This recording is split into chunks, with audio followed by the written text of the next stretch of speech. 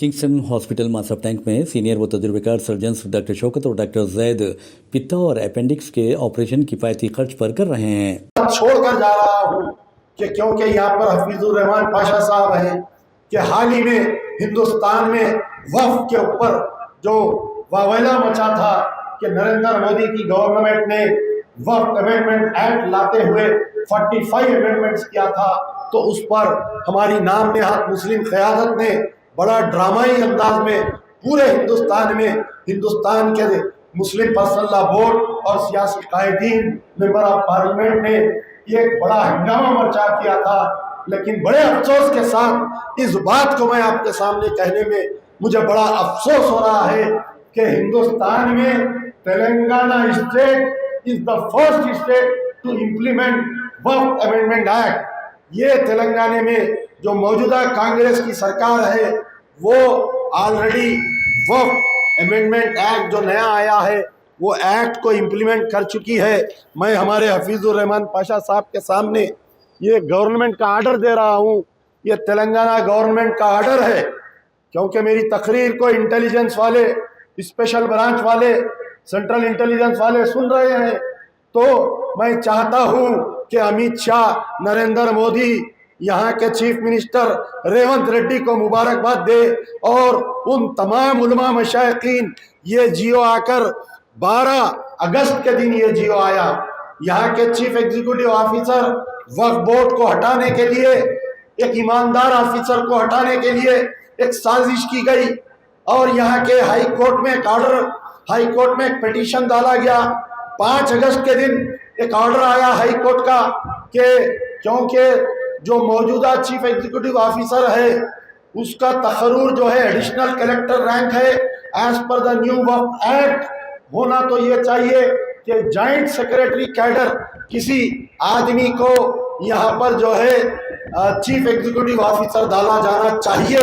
ये एक petition high court में डाला गया और बगैर किसी ताखिर के हाई कोर्ट के जज ने एक जजमेंट पास किया। 5 तारीख के दिन ये जजमेंट पास किया कि नए वक्फ कानून के तहत हिंदू या मुस्लिम, किसी हिंदू या किसी मुस्लिम जॉइंट सेक्रेटरी कैडर के चीफ एग्जीक्यूटिव ऑफिसर वक्फ बोर्ड तैनात किया जाए।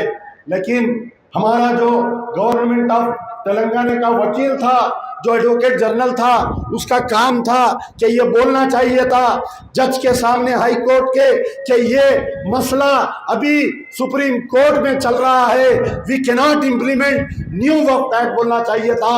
लेकिन यहाँ की कांग्रेस गवर्नमेंट के जो चीफ मिनिस्टर, जिसका वकील यहाँ पर जाके हमारी नुमाइंदगी करता है, वो एडवोकेट जनरल अदालत में खामोश रहा।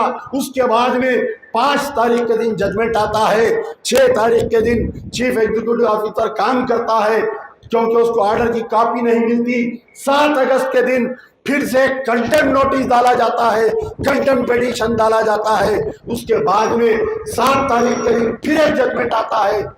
7 तारीख के दिन 2 जजमेंट आते हैं कंटेम्प्ट नोटिस में कि क्यों इसके अंदर यहाँ पर नए चीफ एग्जीक्यूटिव ऑफिसर हिंदू या मुस्लिम जॉइंट सेक्रेटरी कैडर को क्यों नहीं डाला गया। बड़े अफसोस की बात है, हमारा secretary minority welfare government of Telangana Shafiullah IFS ये ऑर्डर इश्यू करता है डेटेड 12/8/2005। उसके अंदर ये लिखा जाता है कि नए वक्फ के कानून के तहत एक हम जॉइंट सेक्रेटरी कैडर के ऑफिसर को डाला जाएगा। तो कहाँ पर है वो बत्ती गुल मौलाना, कहाँ पर है वो ह्यूमन चेन एहतजाज करने वाले मौलाना, कहाँ पर है वो वक्फ संडे मनाने वाले वो सियासतदान, कहाँ पर है? क्या तुम्हारे मुंह को लखवा हो गया कि तुम क्यों एहतजाज नहीं कर रहे हैं? 12 अगस्त सितंबर 1 महीना हो गया ये गवर्नमेंट ऑर्डर आकर, लेकिन सब खामोश बैठे हुए हैं, किसकी हिदायत के लिए खामोश बैठे हैं। मैं बड़े माजरत के साथ all India Muslim personal law board के सदर, क्योंकि आपका ताल्लुक भी हैदराबाद से है, पूरे हिंदुस्तान के मुसलमान आपकी तरफ नजर उठाए बैठे हैं। खालिद सैफुल्लाह रहमानी, मौलाना खालिद सैफुल्लाह रहमानी को ये ऑर्डर मैंने व्हाट्सएप के बड़े बड़े उलमा मशाइखीन को मैंने ऑर्डर व्हाट्सअप किया और उनके करीबी लोगों को फ़ोन किया। हालिया में ये हमारा असेंबली इंतखाबात हुआ, मैं चाहता था क्या ये मसला असेंबली में उठे, लेकिन ये मसला किसी एमएलए ने असेंबली में नहीं उठाया। अरे गैरों से कोई शिकायत नहीं, लेकिन तुमसे उम्मीद थी, मजलिस इत्तेहादुल मुस्लिमीन के एमएलए से ये उम्मीद थी कि हंगामा कर देंगे असेंबली में। और वो कहाँ पर है, वो राहुल गांधी कहाँ पर है, वो मोहब्बत की दुकान कहाँ पर है। हमने तो पीवी नरसिम्हा राव की कांग्रेस को वोट नहीं दिया, हमने राहुल गांधी की कांग्रेस को वोट दिया, हमने प्रियंका गांधी की कांग्रेस को वोट दिया, हमने सोनिया गांधी की कांग्रेस को वोट दिया। हमको मालूम था कि कांग्रेस सुधर गई है, हम ये सोच रहे थे।